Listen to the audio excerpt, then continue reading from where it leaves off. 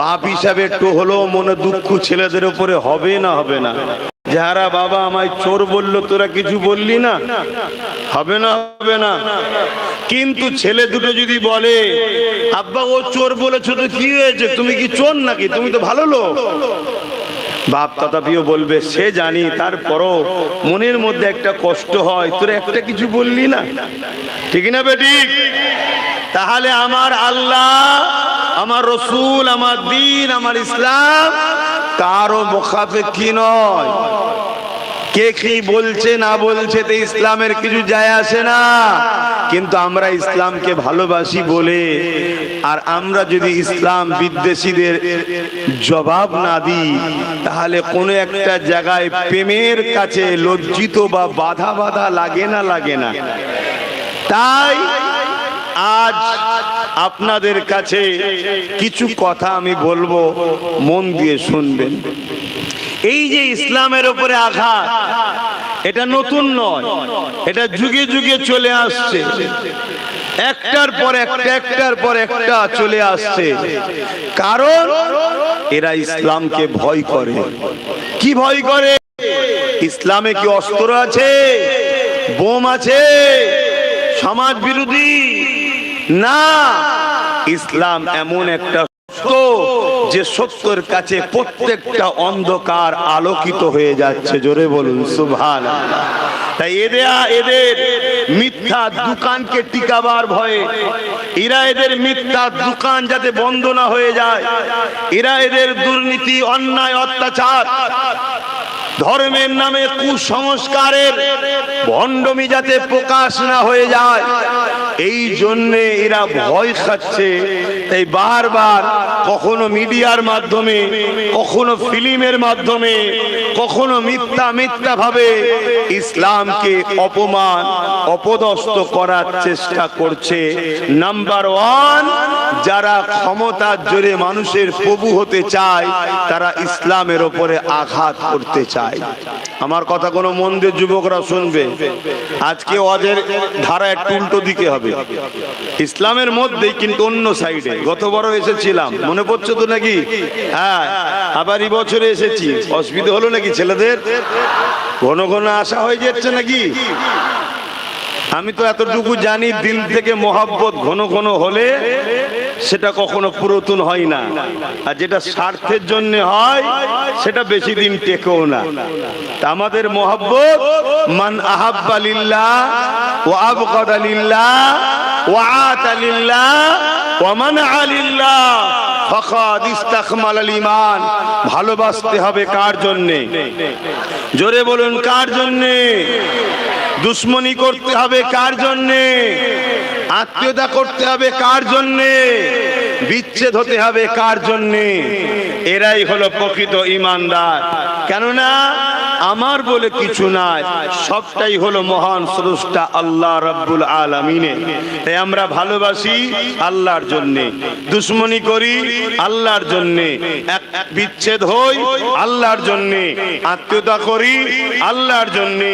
আমরা মুসলমানকে ভালোবাসি আল্লাহর জন্যে। কেন? আমার কলেমার ভাই, রাসূলের উম্মত, দ্বীনি ভাই ভালোবাসি। আমরা অমুসলিম, হিন্দু, দলিত, আদিবাসী, সাঁওতাল, বাগদি তাদেরকেও ভালোবাসি। কেন? আমার স্রষ্টার সৃষ্টি, ঠিক না বেঠিক? এই ভালোবাসেন তো নাকি? মানুষ মানুষকে ভালোবাসতে হবে, এটা আমার মহান স্রষ্টার শিক্ষা। কিন্তু কোন মুসলমানও যদি আল্লাহ বিরোধী হয়, নবী বিরোধী হয়, আর ভালোবাসা থাকবে? তাহলে কোন অমুসলিমও যদি আল্লাহ ও রসুলের দিনে আঘাত দেয়, সেখানে আর সম্পর্ক থাকবে না। এটা মাথায় থাকবে তো নাকি?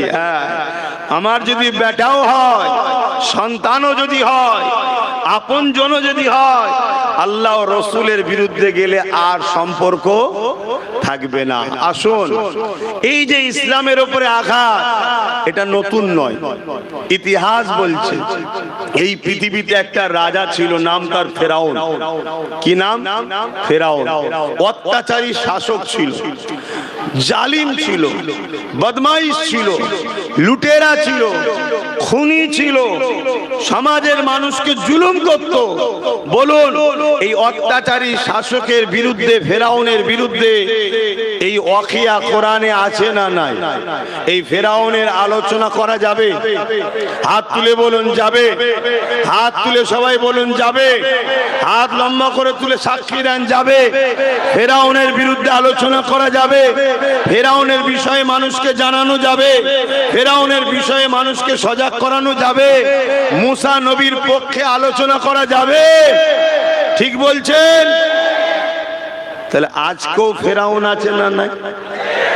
তাহলে আজকের ফেরাউনদের আলোচনা করা যাবে না? কিন্তু আমাদের মৌলী সাহেবরা আজকের ফেরাউনের বিরুদ্ধে বলে না, মরা ফেরাউনের বিরুদ্ধে বলে। কেন? জানে ও শয়তান আসতে পারবে না, অতএব ওর বিষয়ে বল। আর আজকের ফেরাউনের বিরুদ্ধে বলতে আমাদের মৌলী সাহেবরা ভয় খায়। কেন? যদি জেল হয়ে যায়, হ্যাঁ, যদি জেল আরে বোকা, আল্লাহর নবী বলছে আর দুনিয়া সুজরুল মুমিনিন, মুমিন মুমিনাদের জন্য দুনিয়া তো জেলখানা। আমরা জেলখানাতেই আছি। বলি আলহামদুলিল্লাহ, বলুন আলহামদুলিল্লাহ। আল্লাহ যে হালে রেখেছে খুশি না বেজার? আমরা তো জেলখানাতে আছি, আবার কোন জেলখানার ভয় দেখাচ্ছিস? একটু খোলা জায়গায় আছি না একটু ছোট জায়গায় ঢুকিয়ে দিবি, এই তো ব্যাপার। কদিনের দুনিয়া। কিন্তু ইসলাম অন্যায়কে মিটিয়ে ন্যায়কে প্রতিষ্ঠিত করার নাম হলো ইসলাম। জোরে বলুন সুবহানাল্লাহ। সেদিনের ফেরাউন নিয়ে আলোচনা হয়, আজকের ফেরাউন নিয়ে আলোচনা হয় না। আমিও সেদিনের ফেরাউনের কথা, আজকের ফেরাউনদেরও কথা বলবো। কেননা আমি একমাত্র ভয় করি একজনকে, যিনি জমিন আসমানের একমাত্র মালিক। লিল্লাহি মা ফিস সামাওয়াতি ওয়া মা ফিল আরদ। জমিন আসমানের একমাত্র মালিক তিনি কে? চিৎকার দিয়ে বলো, শাহাদত আগুন তুলে সাক্ষী দিয়ে বলো কে? আমার সাথে বলো আল্লাহু আকবার। জমিন আসমানের একমাত্র মালিক, তিনাকে ছাড়া অন্য কাউকে ভয়, জোরে বলো ভয়। কেউ যদি তোমাকে তরোয়ালের তলায় শুরিয়ে বন্দুকের নলের সামনে রেখে তোমাকে যদি বলে তুই আমায় ভয় কর, নাই মেরে দেবো, তুমি কি তাকে ভয় করবে? যদি ভয় করো তুমি তাহলে দুর্বল ঈমানের অধিকারী হয়ে যাবে। কেন? ওর বন্দুকের সামনে থাকতে পারো, ওর তরোয়ালের নিচে থাকতে পারো, কিন্তু মরণ দিবার মালিক ও নয়। ওখান থেকেও তোমাকে যিনি বাঁচাতে পারেন তিনি কে? সেই আল্লাহকে ভয় করো। আর পুরো পৃথিবীর প্রশাসন দিয়ে তোমাকে যদি নিরাপত্তায় ঘিরিয়ে রাখা হয়, এরপরও আজরাইল এসে জান কবজ করবে যার হুকুমে তিনি কে? জোরে বললেন না কেন? অতএব সেই আল্লাহকে ভয় করো, মনে থাকবে। আর আল্লাহকে ভয় করলে লাভ না লস? আল্লাহকে ভয় করলে প্রচুর লাভ। যে লাভের বলে আমার জীবন চলে যাবে, শেষ করা যাবে না। আমি শুধু দুটো লাভের কথা বলবো। আল্লাহ সূরা রহমানের মধ্যে বলছেন ওয়ালিমান খাফা মাকাম রাব্বিহি জান্নাতান। যারা আমি আল্লাহ আমাকে ভয় করবে, এ আমার বান্দা বান্দিরে, তোরা যারা আমি আল্লাহ আমাকে ভয় করবি, আল্লাহ কোরআনে সূরা রহমানে জানাচ্ছে আমি আল্লাহ তাদের জন্য দুটো দুটো জান্নাত দেব। আরো জোরে বলুন সুবহান। শুনছো আমার ভাইরা? কোন ভাই যদি পাপ করতে গিয়ে ফিরে আসে, কোন ভাই যদি বাপ মা যদি অন্যায় করতে গিয়ে ফিরে আসে আল্লাহর ভয়ে, আমার আল্লাহ তাকে জান্নাত দেবে, ওয়াদা করছে। জোরে বলুন সুবহানাল্লাহ। আবার একটা নয়, দুটো জান্নাত। এটা সূরা রহমানের মধ্যে আল্লাহ বলছে। তাহলে ভয় কাকে করব? আর দ্বিতীয় কি লাভ? আপনার অন্তরে যদি আল্লাহর ভয় থাকে, পৃথিবীর সব শয়তান আপনাকে ভয় করবে। এটা সিস্টেম। এটা কি বলুন? সিস্টেম। কারো দেশে যদি পারমাণবিক বোম থাকে, ওই দেশকে অন্য দেশরা ভয় করে না? করে না? কি জন্য ভয় করে? ওর দেশে পারমাণবিক বোমা আছে। পারমাণবিক বোমাতে একটা ছোট্ট জিনিস রে বাবা, মানুষ তৈরি করেছে, ঠিক না বেটি? হ্যাঁ, তা সেটা থাকলে যদি তাকে ভয় করতে পারে, তামাম কায়নাতের মালিক যিনি, সেই আল্লাহ যার দিলে থাকবে, সেই আল্লাহকে যে ভয় করবে, এই ভয়টা কি ছোটখাটো ব্যাপার নাকি? আল্লাহ প্রত্যেকটা শয়তানের অন্তরে তার ভয় ঢুকিয়ে দেয়। জোরে বলুন সুবহানাল্লাহ। শুনছেন? বাবেরা, নওজোয়ান তরুণেরা, আমার নবী পাকের প্রেমিকেরা, ইসলামের ইতিহাস জানিয়ে দিচ্ছে, যুগে যুগে যুগে ইসলামের বিরোধী কয়েক শ্রেণী মানুষেরা করেছে। তার মধ্যে প্রথম শ্রেণী হলো যারা ক্ষমতা জোরে মানুষের প্রভু হতে চায়, যারা ক্ষমতা জোরে মানুষকে দাসী বানাতে চায়, তারা ইসলামের বিরোধী করে। দ্বিতীয় নম্বর হলো যারা ধর্মের নামে মানুষের কাছে বাবা সেজে বসে থাকে, যারা ধর্মের নামে কুসংস্কার মানুষের কাছে ছড়ায়, যারা ধর্মের নামে গরিবদের ঘরে অপমান অপদস্থ করে, যারা ধর্মের নামে গরিবের বাচ্চাদের ঘরে কতল করে দেয়, হত্যা করে দেয়, বলি দিয়ে দেয়, এই শ্রেণীর ভণ্ড বাবাগুলো এরা ইসলামকে বড় ভয় করে। কারণ ইসলামের আলোতে সত্যটা প্রকাশিত হয়ে যায়, এই বাবাদের ভণ্ডমির দোকান কোনো বন্ধ হয়ে যায়। তিন নম্বর হলো যাদের পেটে শিক্ষা নাই, তারা এই ভণ্ড বাবাদের পাল্লায় পড়ে ইসলামের বিরোধী করে বসে। চার নম্বর হলো মুসলমান ঘরে জন্ম নিয়েছে, এলেম অর্জন করেছে, ইসলাম সম্বন্ধে যথেষ্ট জ্ঞান আল্লাহ দিয়েছে, কিন্তু দুনিয়া ধন দৌলতের কাছে, দুনিয়ার গাড়ি বাড়ির বেড়ানা জওয়ানেরা তরুণেরা, ফেরাউনের ঘরে একজন কাজ করত, জিনার নাম হলো হযরতে মাসাত্তা। একটা মহিলার কথা বলছি শোনেন, কেন আজ আমাদের মা গুলো ভুলে যাচ্ছে, ইসলামের কথা ভুলে যাচ্ছে। আজ দুনিয়ার বুকে আমাদের মা গুলোকে বেশি করে টার্গেট করা হয়েছে, কেননা নারী হলো এমন একটা নিয়ামত যিনি, ওই নারীর রেহেম যদি অপবিত্র হয়, ওই গর্ভে যে সন্তান হবে, ওই সন্তান কখনো দিনের পক্ষে কাজে লাগবে না। ওই সন্তান ইসলামের ঘরে জন্ম নিবার পরও ইসলাম বিদ্বেষী কাজে লাগবে। যেমন আমাদের সমাজে অনেক মুসলমানের ছেলেরা ইসলামের পক্ষে কথা বলে না, ইসলামের পক্ষে থাকে না, ইসলাম বিদ্বেষীদের সঙ্গে দল করে ইসলামকে মিটাবার চেষ্টা করছে না, করেনি?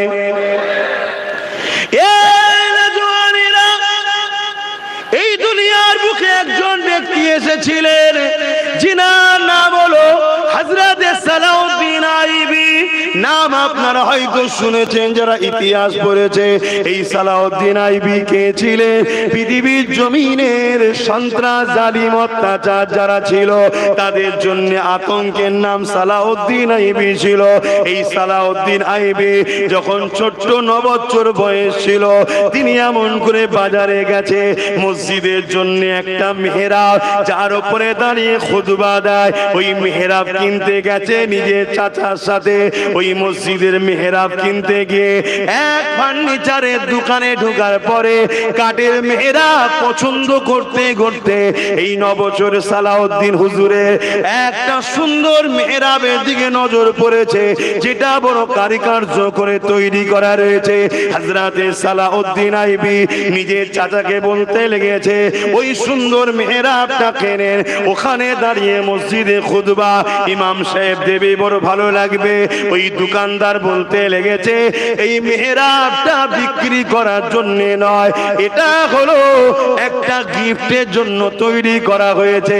এটা দোকানদার বলছে আমি গিফট করব। ওই সময় 9 বছরের বালক সালাউদ্দিন আইবি বলতে লেগেছে, তাহলে গিফটটা আমাকে করেন, এটাকে নিয়ে গিয়ে আমরা আমাদের মসজিদে লাগাবো। ওই দোকানদার বলতে লেগেছে, এটা আমরা তাকে গিফট করব যে কি নাকি এই মেহরাবটাকে মসজিদ আকসায় গিয়ে লাগাবে। তখন মসজিদ আকসা সেলিবিয়াদের দখলে ছিল। মসজিদ আকসা চেনেন তো, বাইতুল মুকাদ্দাস, সেলিবিয়াদের দখলে ছিল। সেলিবিয়ারা 4 লক্ষ সৈন্য দিয়ে মসজিদে আকসাকে কন্টিনিউ পাহারা দিত। 4 লক্ষ সৈন্য যখন শিফট হবে আবার 4 লক্ষ সৈন্য পাহারা দেবে, এই সৈন্য চলে যাবে। এইভাবে মসজিদে আকসাকে সেলিবিয়ারা দখল করে রেখেছে। আর 9 বছরের বাচ্চা যখন শুনলো ওই মসজিদে এই মেহরাবটা যে লাগাবে তাকে আমি মেহরাবটা গিফট করব, এই 9 বছরের সালাউদ্দিন আইবি দোকানে দাঁড়িয়ে বলেছিল, যত্ন করে রাখেন, ইনশাআল্লাহ আমি সালাউদ্দিন এটা নিয়ে গিয়ে মসজিদে আকসাতেই লাগাবো। জোরে বলুন সুবহান, আরো জোরে বলেন, আরো জোরে বলেন। আর আজকে আমাদের 9 বছর কেন, 3 9 27 বছরের যুবক রাস্তায় বসে পাবজি গেম নিয়ে ব্যস্ত।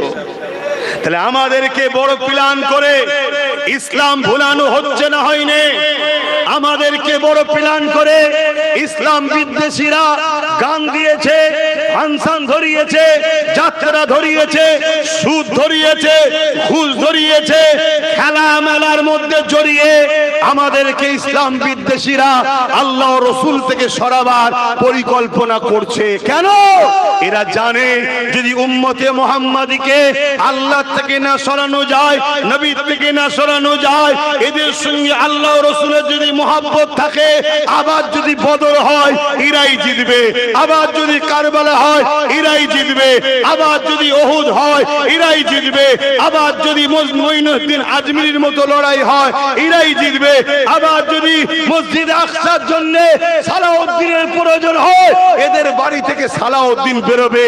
তাই এরা বড় পরিকল্পনা করে আমাদেরকে গানে, ফাংশনে, যাত্রায়, সুদে, মেলাতে, খেলাতে জড়িয়ে দিয়ে আল্লাহ রসুল ভোলাবার পরিকল্পনা করছে।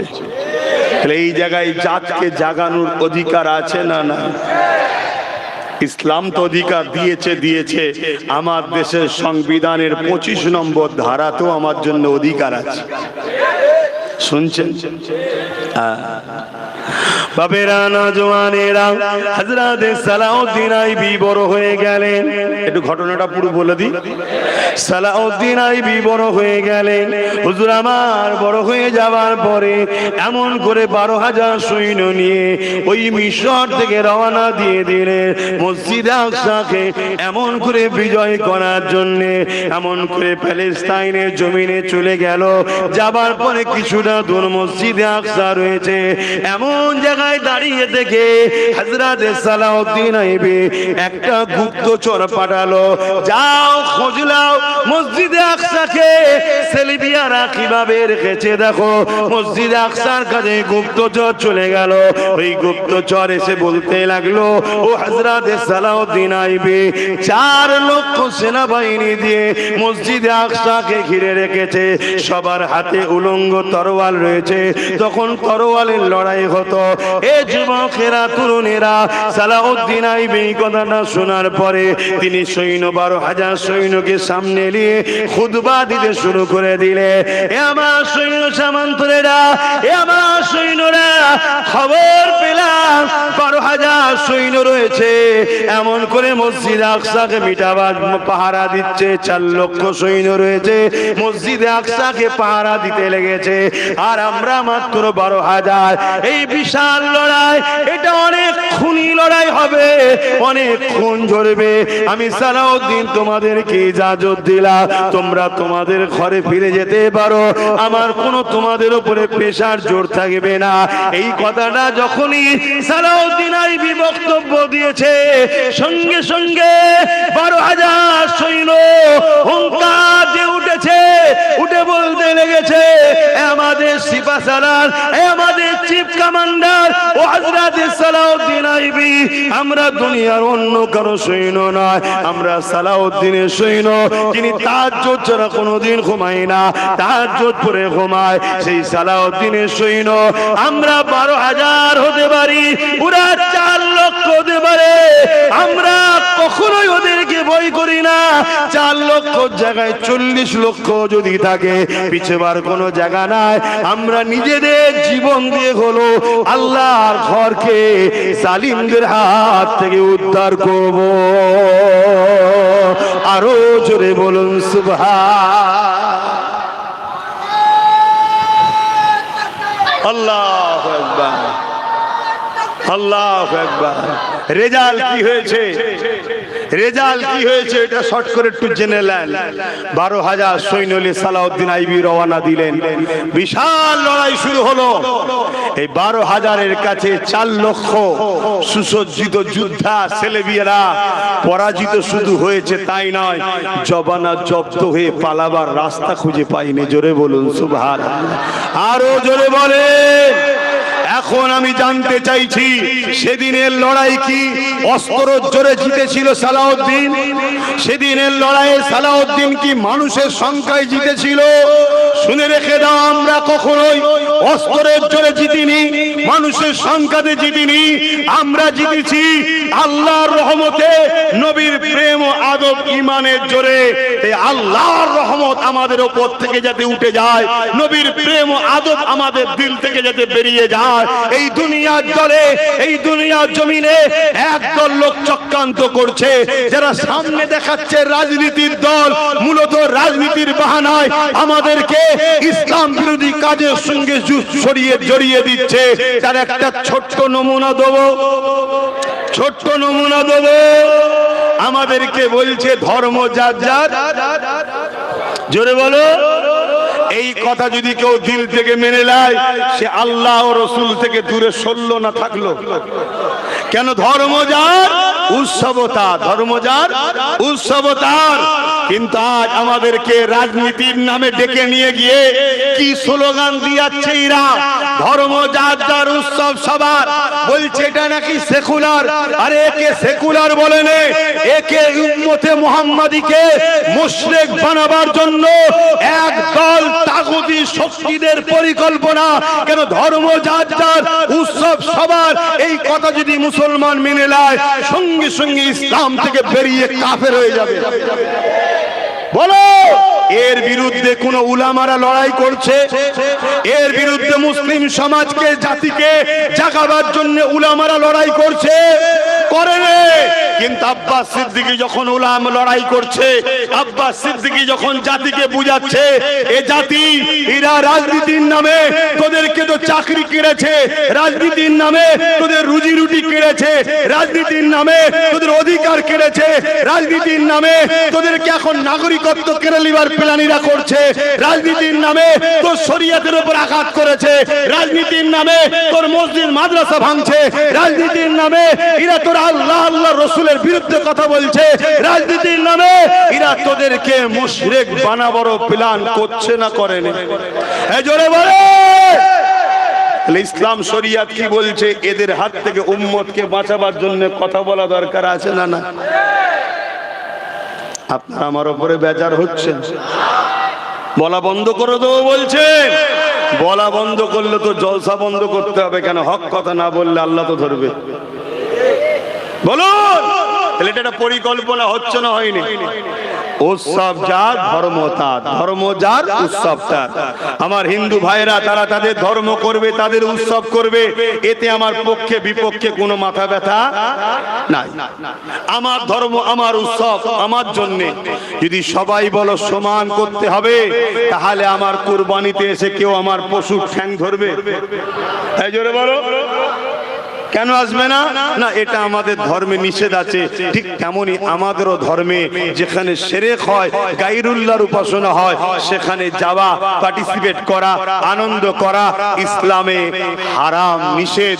আনন্দ করলে কাফের হয়ে যাবে। শুনছেন ভাই? আর সেটাকে বিশ্বাস করাবার প্ল্যান চলছে না চলে না? আরো একটা বলবো, বলবো, অসুবিধা হচ্ছে? হ্যাঁ, খুব মন দিয়ে শোনেন, আজ আমাদের কাছে নতুন একটা উৎসব এসছে। কি? বিজয়া উৎসব। কি উৎসব? জোরে বলে। বিজয়া উৎসব। বিজয়া উৎসবটা কাদের, কি উপলক্ষ করে হচ্ছে এটা বলুন বলুন। তা এটা কি ইসলামের মানুষের যাওয়া যাবে? কিন্তু রাজনীতির নামে এটা করছে না, করে না। তাহলে আপনি দেখাচ্ছেন রাজনীতির দল, চলে আসো, নিয়ে গিয়ে আমার কওমকে সেখানে মুশরিক কাফের বানানো চলছে। এর প্রতিরোধ করা দরকার। একজন উলামা হিসাবে দায়িত্ব আছে না নাই? পাশাপাশি দুনিয়াদারি করতে গেলে আমাদের ছেলেদের তো রাজনীতি করতে হবে। তার জন্য আমি আব্বাস সিদ্দিকী একটা ধর্মগুরু হিসাবে আমি ডাইরেক্ট ফিল্ডে কাজ করতে পারছি না বলে আমি এমন একটা দল করে দিয়েছি যেখানে কোনো ধর্মের পক্ষে বিপক্ষে কথা হবে না। যার ধর্ম তার কাছে, তার উৎসব তার কাছে, মানুষের শিক্ষা, স্বাস্থ্য, কর্মসংস্থানের কাজ হবে। একটা দল করে দিয়ে তাদের হাতে দায়িত্ব দিয়ে দিয়েছি। এজন্যই তো আমাকে টার্গেট করছে, এজন্যই তো আমার উপরে রাগ। লাস্টে যখন পাচ্ছে না কিছু, আমার কওমেরই মুসলিম ছেলেরা আমাকে গাল দিচ্ছে, আমার কওমেরই মুসলিম ছেলেরা আমার সমালোচনা করছে। যারা আমার সমালোচনা করছে ওই থাকবো।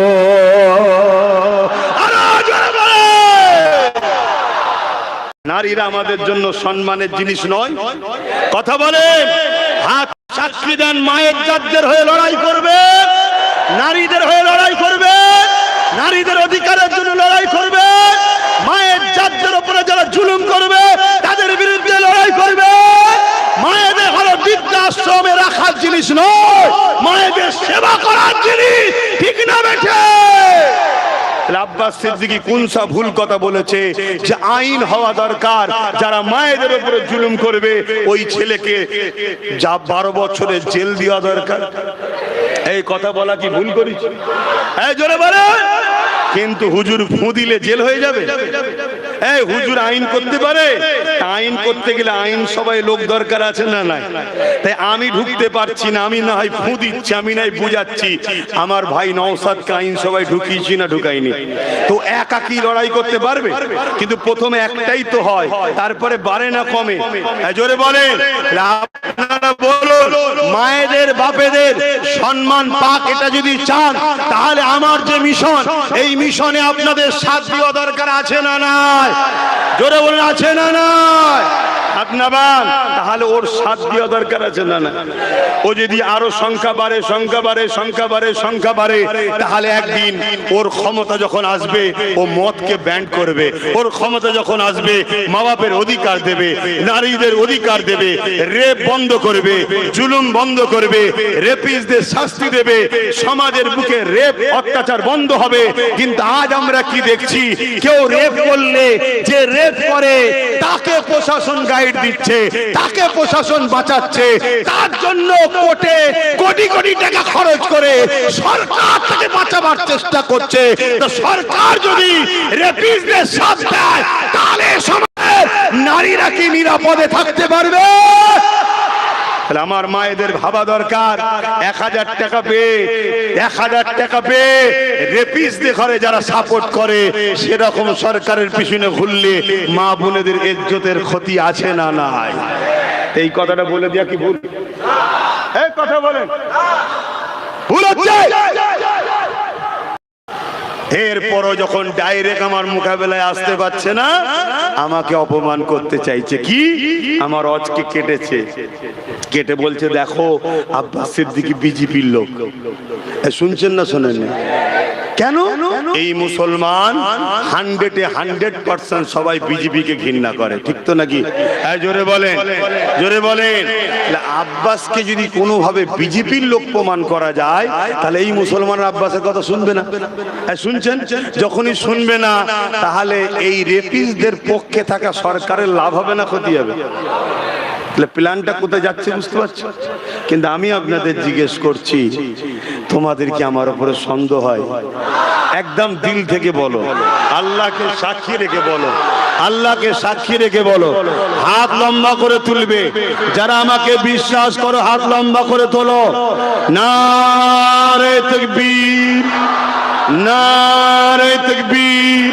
কুরআন ও সুন্নাহ, কুরআন ও সুন্নাহ, দ্বীন ইসলাম, দ্বীন ইসলাম। আহলে সুন্নাত ওয়াল জামাত, আহলে সুন্নাত ওয়াল জামাত লব্বাইক লব্বাইক লব্বাইক সাইয়্যিদি ও মুর্শিদি ইয়া নবী ইয়া নবী। হাত তুলে তুলে বলেন সাইয়্যিদি ও মুর্শিদি, সাইয়্যিদি ও মুর্শিদি, আরো জোরে সাইয়্যিদি ও মুর্শিদি, সাইয়্যিদি ও মুর্শিদি, সাইয়্যিদি ও মুর্শিদি, সাইয়্যিদি ও মুর্শিদি, সাইয়্যিদি ও মুর্শিদি।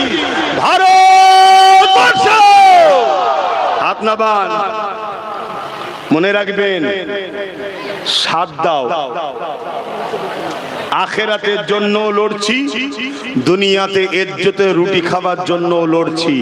এই লড়াই আমার নবী শিখিয়েছে আমাকে, পৃথিবীর কোনো মায়ের কাছ থেকে শিখিনি বা মায়ের লালের থেকে শিখিনি। কারো কথা শুনতেও আমি রাজি নই। আমার একটা ওয়াজকে কেটেছে, কি কেটেছে? আব্বাস সিদ্দিকী বলছে দেখো টিএমসি কে ভোট দেয়া হারাম।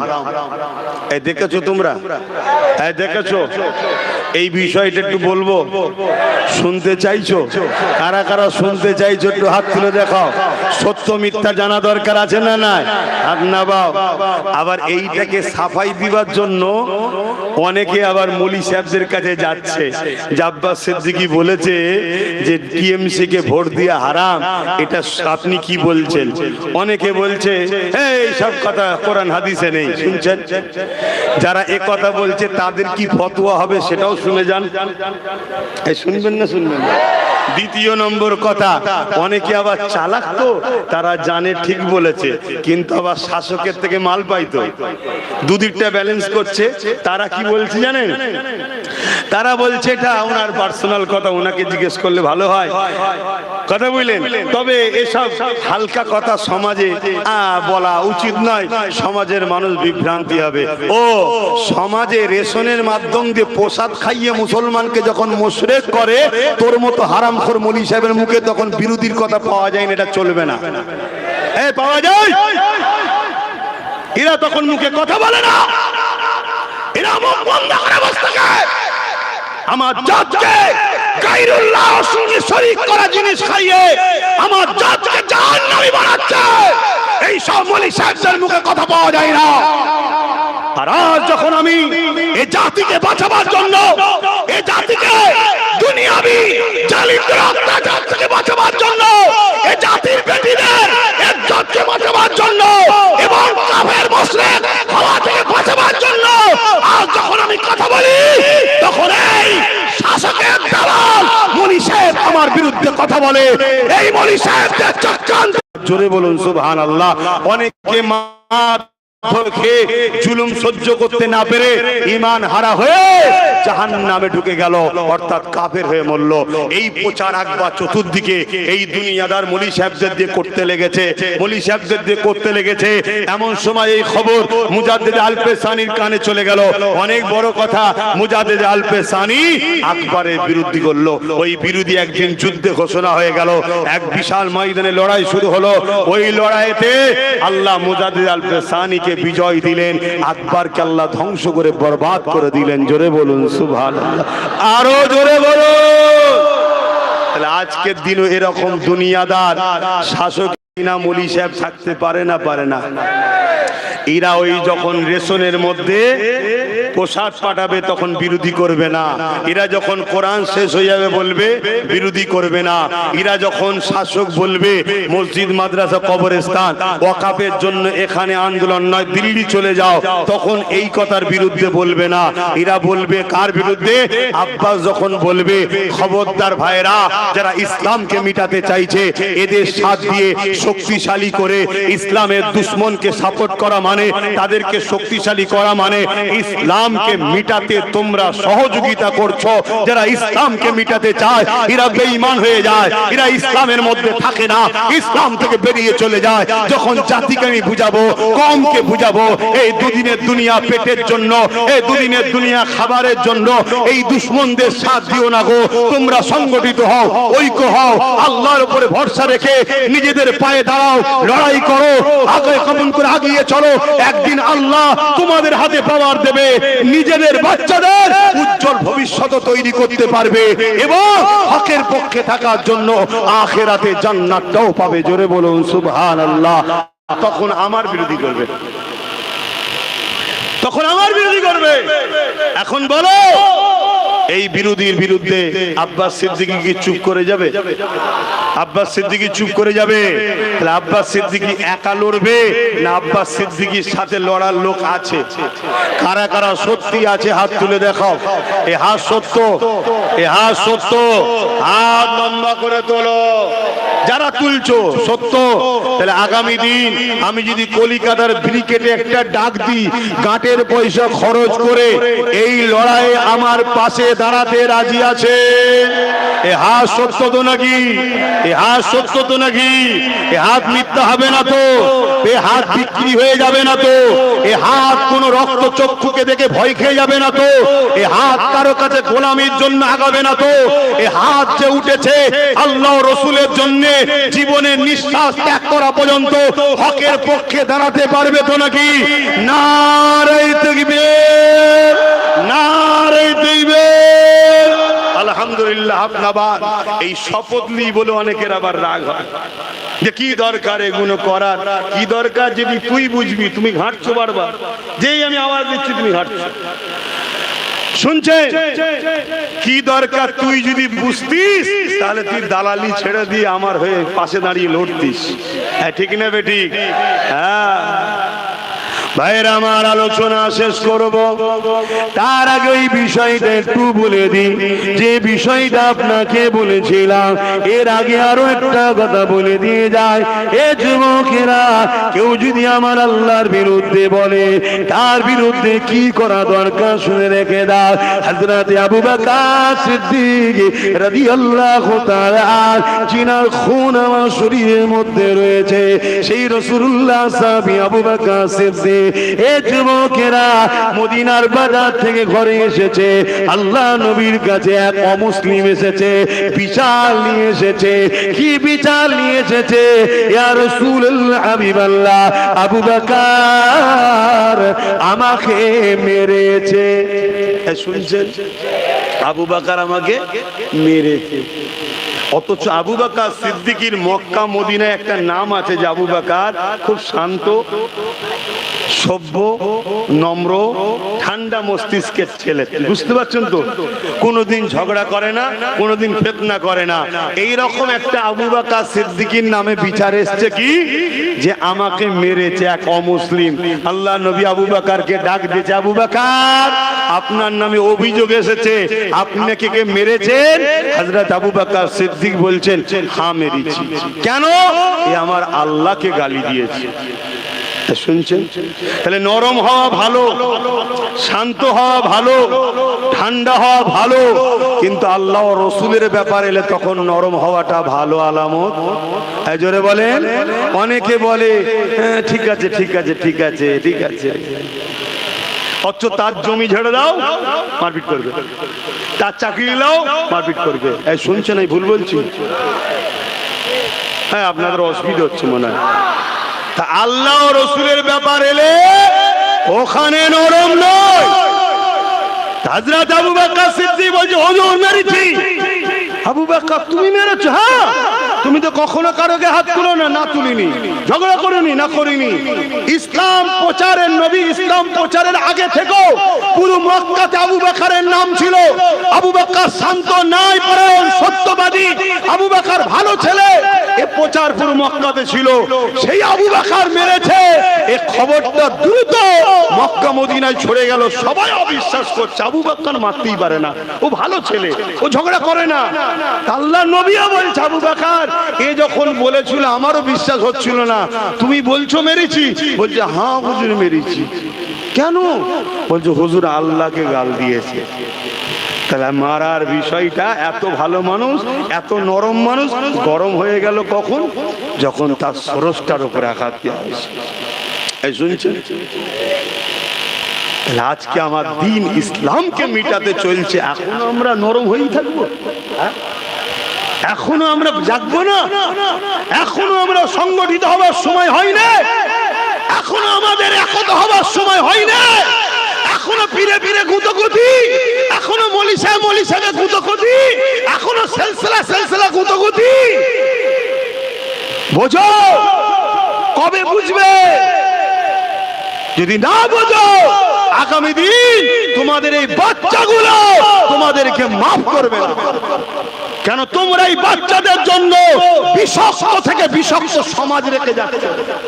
যে সমাজে তোমার বাচ্চা রাস্তায় বেরোলে মুসলমান হওয়ার দরুন হত্যা করা হবে, তোমার মেয়ে রাস্তায় বেরোলে রেপ করা হবে, তোমার মেয়েকে বাজারে নিলামে তুলে বিক্রি করা হবে, ধনীরা কিনে নিয়ে যাবে, তোমার মেয়ের শরীরকে নুচে নুচে খাবে, তোমার মেয়ে তোমার বাচ্চা ইনসাফ পাবে না, সেই সমাজ তোমরা বাচ্চাদের জন্য রেখে যাচ্ছ।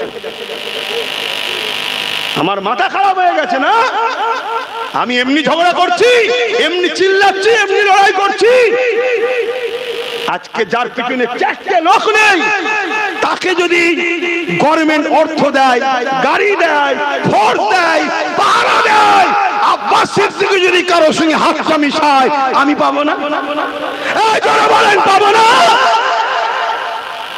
যার ডাকে 10টা লোক বেরোয় না, যার ডাকে 50টা লোক বেরোয় না, তাকে যদি গভর্নমেন্ট এত তেল মাখাতে পারে, অহংকার করছি না, আম্মা বিনিয়ামাতি রব্বিকা ফাহাদ্দিস, আল্লাহর দয়ায় বলছি, নবী পাকের ওসিলায় বলছি, আব্বাস সিদ্দিকীর পিছনে বাংলায় লক্ষ লক্ষ যুবক যুবতীরা দাঁড়িয়ে আছে, ঠিক না বেটি? মা বাপ তো আছেই আছে, লক্ষ লক্ষ যুবক যুবতীরা দাঁড়িয়ে আছে। তারপর আমাদেরকে কিভাবে শেষ করার পরিকল্পনা করছে? কেন্দ্রে বসে আছে, সে প্রকাশ্য ইসলামের দুশ্মন। এই কথা ভুল বললাম? তাহলে সারা দিচ্ছ না কেন? আমার কথায় কারা একমত? হাত তুলে দেখাও। কেন্দ্রে যে সরকার বসে আছে, ইসলামের দুশ্মন না দুশ্মন নয়? জোরে বলুন, দুশ্মন না দুশ্মন নয়? কিন্তু ওই দুশ্মনটাকে চিনতে কারো বাকি আছে? জোরে বলুন, বাকি আছে? হাত নামান। আর আমার রাজ্যে যে বসে আছে, এ ইসলামের দুশ্মন না বন্ধু? কারা কারা দুশ্মন বলছেন হাত তুলে দেখান। জোরে বলুন, হাত তুলে দেখান। জোরে বলুন, হাত তুলে দেখান। তাহলে ইসলামের দুশ্মনকে সাপোর্ট করবে যারা, তারা কখনো ইমানদার থাকে? সাপোর্ট করা মানে কি? দুশ্মনকে শক্তিশালী করা। শক্তিশালী হওয়া মানে সে ইসলামের ক্ষতি করবে। তাই ইসলামের ক্ষতি করোকে তুমি যদি সাপোর্ট করো, তার মানে তুমিও ইসলামের ক্ষতি করো, তাই তো নাকি? তার মধ্যে ইমান থাকে? তো এই কথাটা বলাতে আজকাল মৌলভী সাহেবরা ফতোয়া খুঁজে পাচ্ছে না। আজকের মৌলভী সাহেবরা ফতোয়া খুঁজে পাচ্ছে না। অনেকে আবার বলছে আমি মুফতি নাকি, ফতোয়া দেবো। শুনছেন না শোনেন? খুব সাবধান হও। এবারে চলে আসো রাসূলুল্লাহর হাদিসটা শুনে যাও। শুনবে না? আল্লাহ নবী বললেন, অন্যায় দেখলে হাত দিয়ে রোখো। কি দিয়ে রুখতে বলেছে? কি দেখলে? অন্যায় দেখলে দিনের ক্ষতি না হলো পুরো সমাজ, ঠিক না? অন্যায় দেখলে হাত দিয়ে রোখো। 1 নম্বর, যদি হাতে ক্ষমতা না থাকে। 2 নম্বর হলো মুখ দিয়ে প্রতিবাদ করো, যদি মুখেও ক্ষমতা না থাকে। 3 নম্বর হলো এবং অন্তর থেকে ঘৃণা করো। এই 3 নম্বরটা হলো সব থেকে নিম্ন মানের মান, অর্থাৎ শেষ স্তর। প্রথম স্তর হলো হাত দিয়ে প্রতিবাদ করো। যদি কেউ অন্যায় দেখে হাত দিয়ে রোখে, তার ইমান হলো 1 নম্বর ইমান। 2 নম্বর হলো অন্যায় দেখেছে, মুখ দিয়ে প্রতিবাদ করেছে, তার ইমান হলো 2 নম্বরের ইমান, 2য় স্তরের ইমান। 3 নম্বর হলো মুখ দিয়ে প্রতিবাদ করতে পারেনি, অন্তর থেকে ঘৃণা করে দূরে সরে গেছে, এরও ইমান আছে, কিন্তু এই ইমানটা হলো 1 নম্বর শেষ স্তর, 3 নম্বর স্তর। এরপরে আর কোন স্তর নেই। অর্থাৎ অন্যায় দেখেছে, হাত দিয়ে প্রতিবাদ রোখেনি, মুখ দিয়ে প্রতিবাদ করেনি, অন্তর থেকে ঘৃণা করেনি, উপরন্তু অন্যায়কে সাপোর্ট করেছে, অন্যায়ের সাথ দিয়েছে, অন্যায়ের সহযোগিতা করেছে। আল্লাহ নবীর কথা অনুযায়ী অন্যায় দেখলে হাত দিয়ে রোখো, 1 নম্বর ইমান। মুখ দিয়ে প্রতিবাদ করো, 2 নম্বরে ইমান। অন্তর থেকে ঘৃণা করো, 3য় স্তরের ইমান। চতুর্থ কোনো অপশন আল্লাহ নবী দেয়নি। এই 3টের মধ্যে কোনোটা যদি না থাকে, আল্লাহ নবী জানালে তার মধ্যে ইমান নাই। এই 1 নম্বর হলো হাত দিয়ে রোখো, কিন্তু হাত দিয়ে রুখলো না। তৃতীয় নম্বর মুখ দিয়ে প্রতিবাদ করো, প্রতিবাদ করলো না। 3 নম্বর হলো অন্তর থেকে ঘৃণা করো, ঘৃণা করলো না। উপরন্তু তাকে সাথ দিতে লেগেছে কাকে? যে কিনা আইন পাস করেছে, কেন্দ্রে বসে বসে ক্ষমতা জোরে আইন পাস করছে। কি আইন পাস করছে? ওয়াকাফ কালা কানুন করেছে না করে? সম্পদকে যারা মিটিয়ে দিতে চায় সেটা অন্যায় না ন্যায়?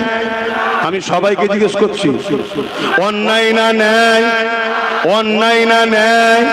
পুলিশ হলে লোক জুলুম করছি, এই তোদের উপর জুলুম করছি ভাই, তাহলে বলো অন্যায় না ন্যায়? তাহলে অন্যায় দেখে রসুল 1 নম্বর কি বলেছে? তাহলে কেন্দ্র সরকারের বিরুদ্ধে হাত দিয়ে লড়া দরকার আছে না নাই? যদি হাতে ক্ষমতা না থাকে, ইসলাম কি বলছে? মুখ দিয়ে প্রতিবাদ। আমাদের হাতে ক্ষমতা নেই, তাহলে মুখ দিয়ে প্রতিবাদের দরকার আছে না নাই? যদি ক্ষমতা থাকতো ধরে সব ভোট তুন, ঠিক না বেটি?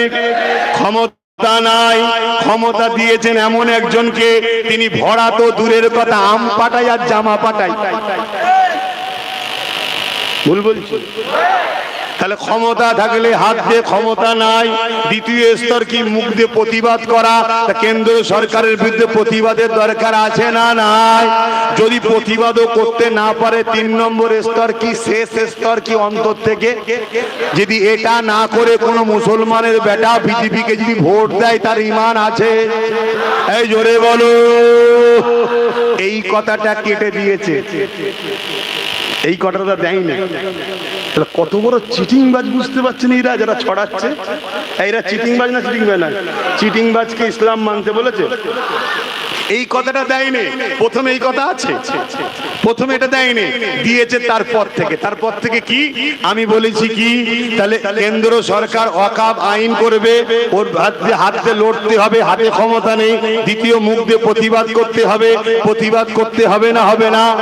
আর প্রতিবাদ করতে যাবেন, মসজিদ বাঁচাও, বিজেপি দূর হাটো, কবরস্থান বাঁচাও, বিজেপি দূর হাটো, বলা দরকার আছে না না?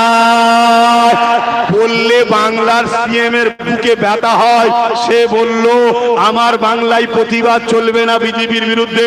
মসজিদ ভাঙছে ভাঙো, তুমি প্রতিবাদ করবে না। কবরস্থান ভাঙছে ভাঙো, প্রতিবাদ করবে না।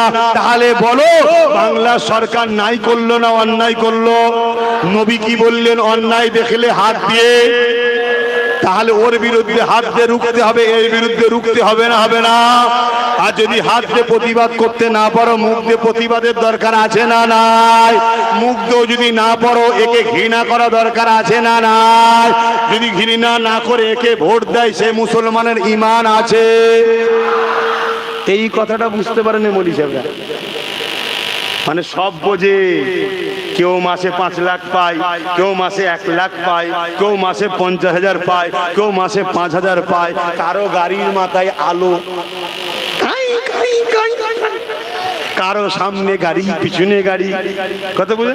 কারো কলকাতায় ফ্ল্যাট, সব দিয়েছে তো। তারা বলতে পারবে? কিন্তু কমসে কম বিরোধী করা কি আমার উচিত হচ্ছে? চুপ থাকা দরকার। তাহলে বলো আমার দুশ্মন আছে না নাই? এত বড় বড় যখন দুশ্মন ইসলামের আছে, তোদের এলাকায় কেউ যদি আব্বাস সিদ্দিকীকে কিছু বলে, সেটা নিয়ে বেশি ঝগড়া করিস নি বাবা। কথা শুনছেন না শোনেননি?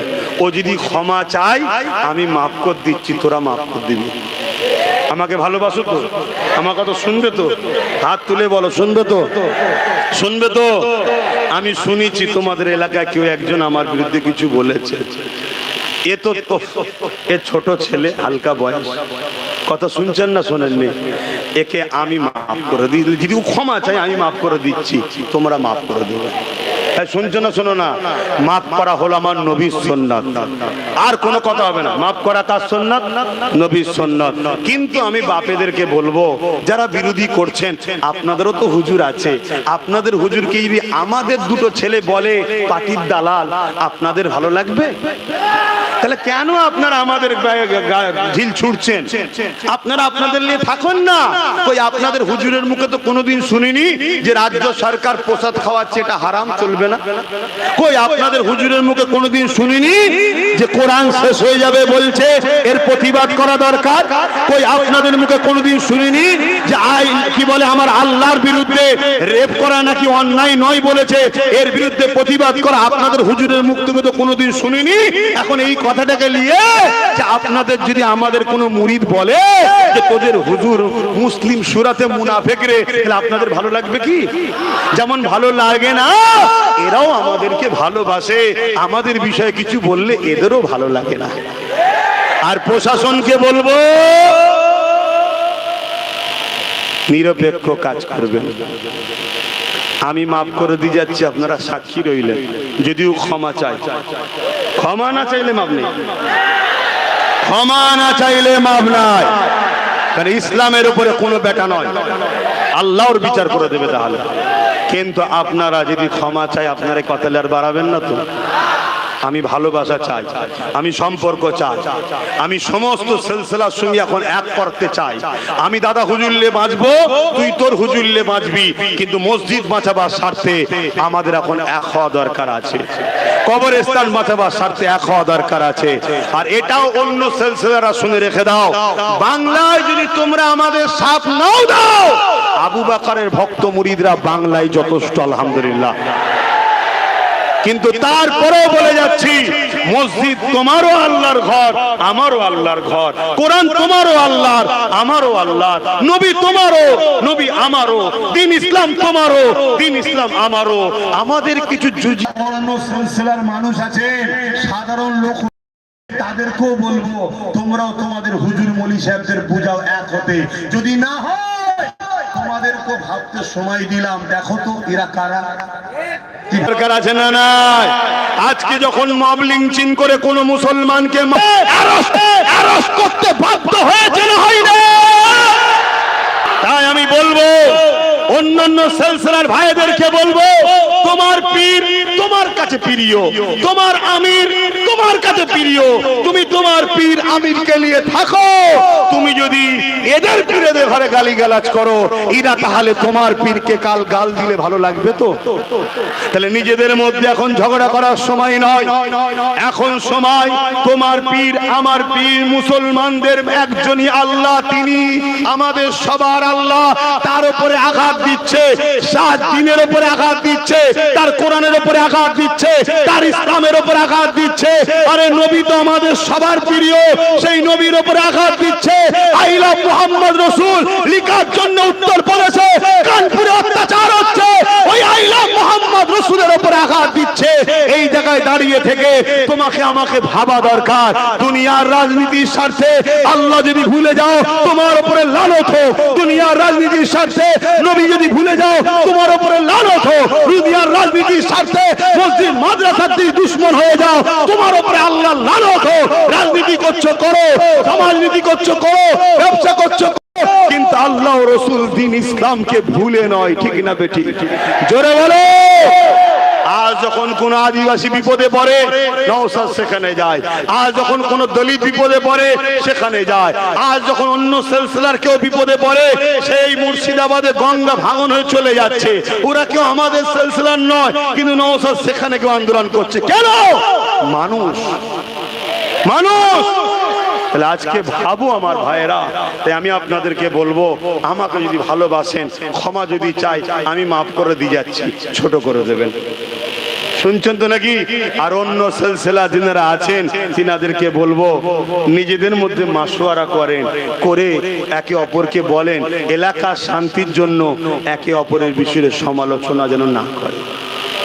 ভালো লাগছে না মানতে হবে না, আপনাকে তো আপনার পীরকে তো আমাদেরও অনেকে মানে না, তাহলে কি গালিগালাজ করে আমাদের মুরিদরা?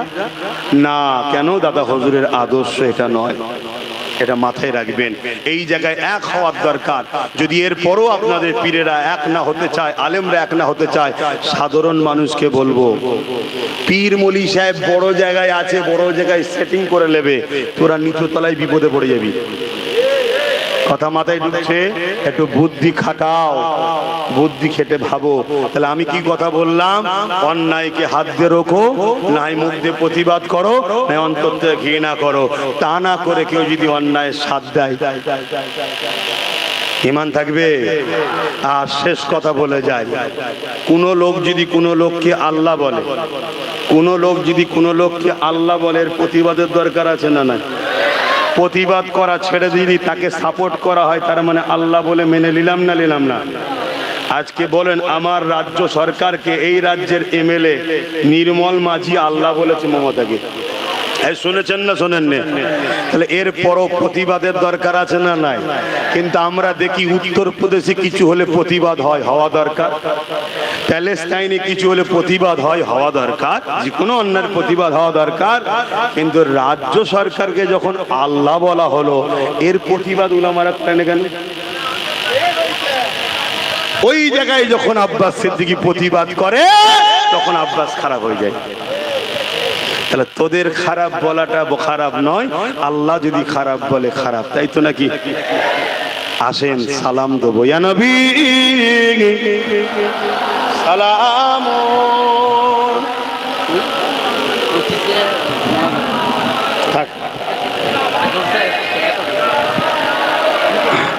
ভাই একটা জিনিস দেখাচ্ছি, একটু মন দিয়ে দেখবেন, একটু মন দিয়ে দেখবেন, ভুলে গেছি, একটু দেখবেন। নিশ্চয়ই আপনারা জানেন আমি একটা নলেজ সিটি করছি। আপনারা আমার নলেজ সিটির দাতা হয়েছেন। গতবারে এসে বলেছিলাম ওই পাশে কোন একটা জলসায় ইসাল সাহেব যাবেন, প্রত্যেকে 1000 করে টাকা নিয়ে যে বাৎসরিক দাতা হবেন। বলেন আপনারা হয়েছেন? কেন হলেন না? মোবাইলের খরচ করছেন, খাওয়াটা ছাড়েন না কেন? মোবাইলে খরচ করছেন, খাওয়া দাওয়া করছেন, সব জায়গায় টাকা খরচ করছেন। বছরে 1000 টাকা এই ভাইটাকে বিশ্বাস করে ভাই যে নলেজ সিটি করছে, নলেজ সিটিটা আপনি করবেন না? কথা বলুন, কথা বলুন। তাহলে আল্লাহকে সাক্ষী রেখে বলুন, আমার সাথ কারা দিতে চান একটু হাত তুলে দেখান। হাত লম্বা করে তুলুন। এ কথা ঠিক তো? হাত নাবান। এটা 25 চলছে, আর কদিনের পরে 26 আসবে। সামনে 3 দিন ইসাল সাহেব আসবে। ইসাল সাহেব হোক আর 26-এর মধ্যে যারা হাত তুলেছেন, ইনকাম করছেন বছরে 1000 টাকা দাদা হুজুরের নলেজ সিটিতে, আমি ভাই আমার উপরে বিশ্বাস রেখে আমার নলেজ সিটির দাতা হতে পারবেন? হাত তুলে দেখান, পারবেন? আমি জোর করছি আপনাদের উপরে। তাহলে আজ আপনার এলাকার ছেলে আমার নলেজ সিটিতে পড়ছে, হাত নাবান। কালকে ওখানে ইঞ্জিনিয়ারিং কলেজ হবে, নার্সিং কলেজ হবে, আরো অনেক কিছু শিক্ষা প্রতিষ্ঠান হবে। আপনাদের ছেলেরা পড়বে, কালকে পড়ার জায়গা পাবেন না, বিভিন্ন জায়গায় যাবেন, পিটিয়ে লাশ ঘরে পেটিয়ে দেবে, মা বোনেরা বোরখা পরে যাবে, স্কুল থেকে বার করে দেবে। ইজ্জতের সঙ্গে পড়বেন কোথায়? তাহলে আমি জোর করলাম আপনাদের, এই জোর করলাম, যারা পারবেন 1000 টাকা বছর